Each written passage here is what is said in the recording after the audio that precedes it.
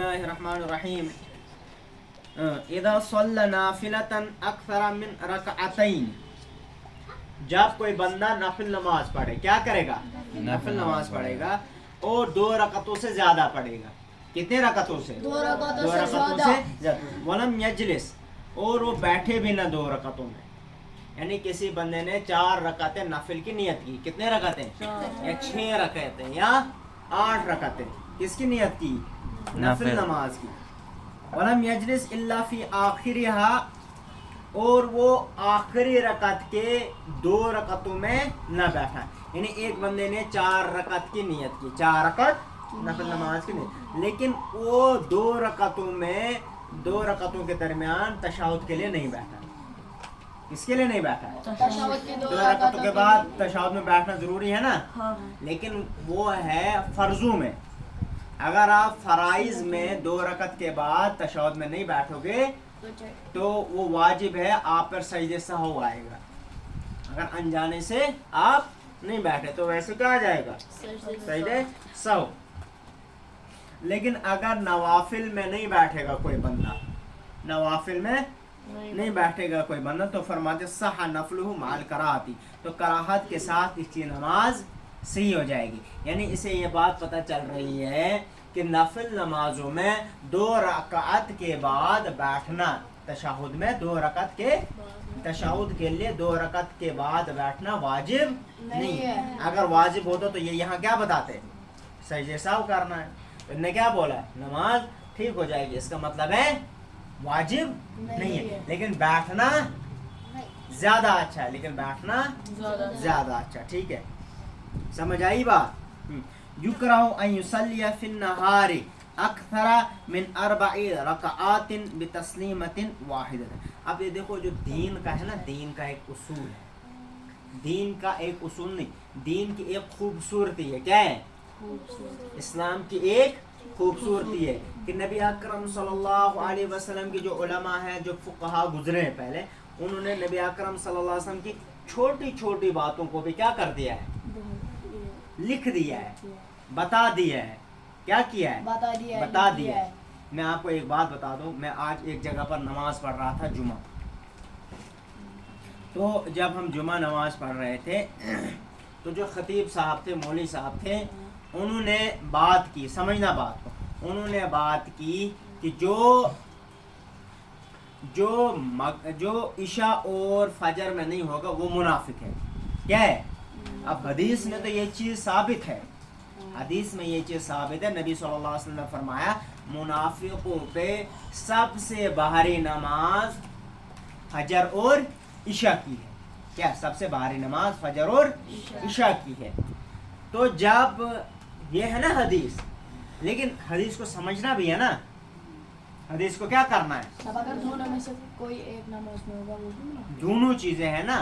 नबी सल्लल्लाहु अलैहि वसल्लम क्या फरमाया? फरमाया कि मुनाफिकों पर इशा और फजर की नमाज क्या है? भारी है।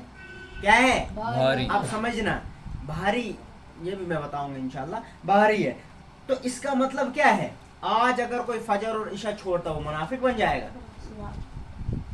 वो मुनाफिक बनेगा कि नहीं बनेगा? अगर इस हदीस के कॉन्टेक्स्ट में देखेंगे, इसका मतलब वो मुनाफिक है। और अगर वो मुनाफिक है फिर तो वो इस्लाम से खारिज हो गया। क्या है? फिर वो इस्लाम से खारिज हो गया। तो इनडायरेक्टली मैं एक मुसलमान को बोल रहा हूँ कि तो काफिर है। क्या बोल रहा हूँ? इनडायरेक्टली मैं क्या बोल रहा हूँ उसको? देखो भाई, हाशिम नमाज को नहीं आए इशा और फजर को। क्या? इशा और फजर को नहीं आए, मैं बोलूंगा ये मुनाफिक है। तो मुनाफिक क्या होता है? जो इस्लाम से खारिज हो गया, काफिर होता है ना। तो इनडायरेक्टली मैं इसको क्या बोल रहा हूँ? डायरेक्टली मत बोल रहा हूँ, इनडायरेक्टली क्या बोल रहा हूँ? तो नबी अलैहिस्सलाम फरमाते हैं जो किसी को काफिर बोलेगा, अगर वो काफिर नहीं होगा तो कुफर उस पर वापस लौट जाएगा। तो अगर मैंने इसको इनडायरेक्टली क्या बोल दिया? काफिर, और ये नहीं निकला तो कुफर कहाँ आएगा? वापस मुझ पर लौट कर आएगा। अब कुछ चीजें होती हैं हालात के एतबार से समझ आएगा। किस एतबार से? हालात के एतबार से समझ। अब समझो बात, जब नबी अलैहिस्सलाम ने मदीना की तरफ हिजरत की, कहाँ की तरफ? मदीना की तरफ हिजरत की, तो बहुत सारे लोग जो वो हिपोक्रेट बन गए। जाहिरन सामने दिखाने के लिए वो बोलते थे कि हम मुसलमान हैं, लेकिन जो दिली एतबार से वो क्या थे, काफिर थे। तभी आप जब ईमान मुफस्सल पढ़ते हो, ईमान मुजमल पढ़ते हो, आप क्या पढ़ते हो, तस्दीक, ये क्या पढ़ते हो, इकरारम बिलिसान व तस्दीकम बिलक़ल्ब, यानी जुबान से क्या कर रहे हो आप, इकरार कर रहे हो, मान रहे हो, और दिल से क्या कर रहे हो, तस्दीक कर रहे हो, दिल से क्या कर रहे हो उसको, तस्दीक। ठीक है, तस्दीक यानी किसी चीज को क्या करना है, मान लेना, सच्चा मानना। क्या मानना, सच्चा, सच्चा मानना। ठीक है, तो ईमान का तकाजा क्या है, एक जुबान से इकरार करना, बोलना, और दिल से तस्दीक करना, उसको क्या मानना, सच्चा। अब समझना बात को, अब बात मेरी समझना आप। नबी अकरम सल्लल्लाहु अलैहि वसल्लम के टाइम में कुछ लोग क्या थे, हिपोक्रेट थे। क्या थे, अब वो जाहिरी क्या दिखाते थे लोगों को कि हम क्या हैं, मुसलमान। ठीक है, हम क्या हैं, मुसलमान, और बातनी क्या थे, काफिर। अब समझो, आप जब फजर नमाज पढ़ोगे उस वक्त मस्जिद में रोशनी होती है, ईशा नमाज पढ़ोगे उस वक्त रोशनी होती है।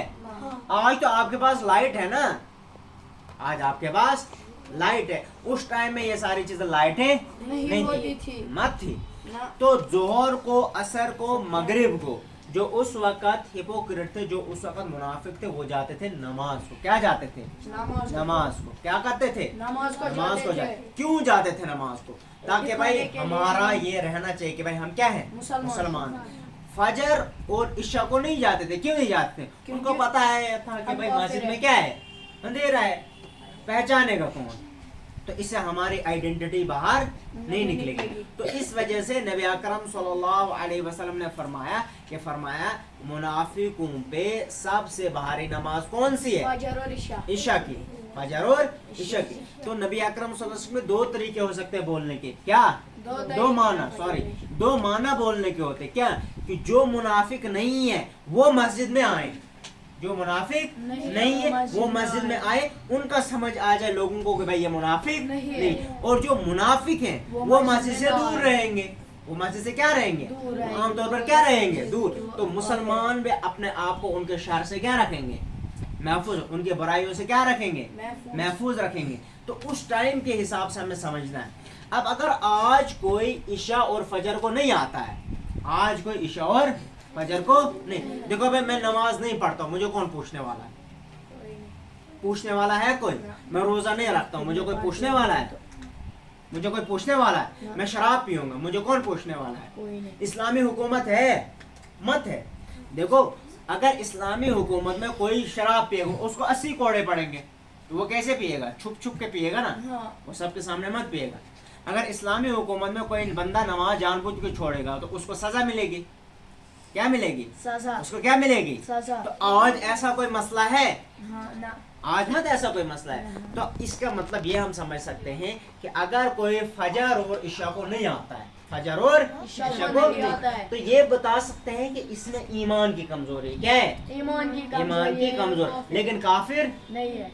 बात समझो आप, क्या है, काफिर नहीं है। क्योंकि अगर आप किसी को मुनाफिक बोल रहे हो इसका मतलब आप क्या बोल रहे हो, उसको इनडायरेक्टली क्या बोल रहे हो आप, काफिर बोल रहे हो। और आपके पास कौन सा सबूत है, मत है सबूत, ये समझना बात को, ठीक है। तो ये समझो आप बात को। हाँ, मुनाफिकों पे फजर और इशा की नमाज क्या है, भारी है, लेकिन किस दौर में, नबी अकरम सल्लल्लाहु अलैहि वसल्लम के दौर में, क्योंकि उस वक्त मुनाफिक थे। आज अगर कोई मुनाफिक है वो तो नमाज को ही नहीं आएगा, आज अब अगर कोई गैर मुस्लिम वो तो नमाज को ही नहीं है, उसको कौन सी टेंशन है, तो कोई पूछने वाला तो है नहीं।